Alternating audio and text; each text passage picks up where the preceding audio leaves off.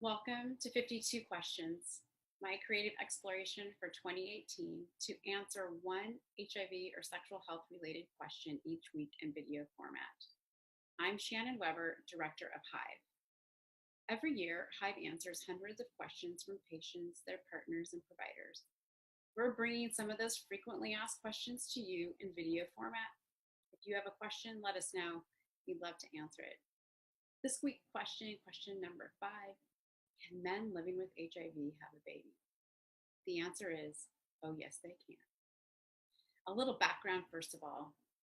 The number, of male to female serodifferent or magnetic mixed status couples in the US is estimated to be between 120,000 and 257,000.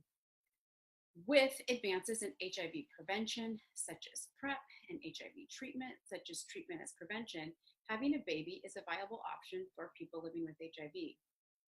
Living with HIV may dampen but not diminish people's desires to have a family.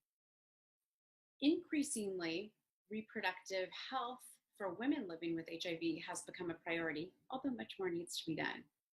But little is known about men living with HIV's desires to have a child.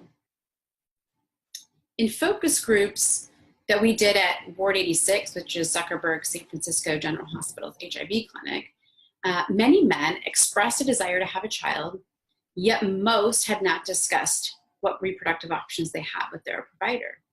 In these focus groups, we learned that from men that they had some information but some misinformation, and it was confused about how HIV transmission actually occurs and what safer conception options were available to them.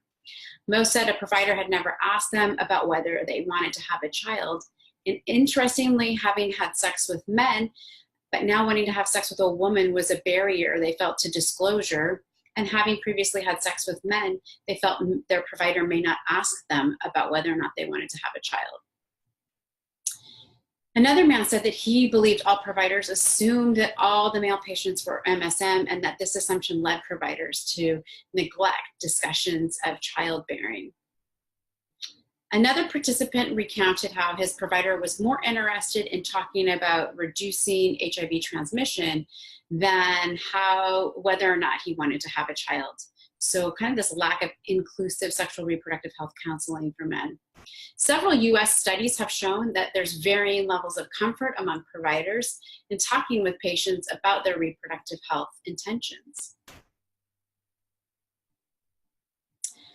So yes, men living with HIV can have babies, and yes, some men living with HIV want to.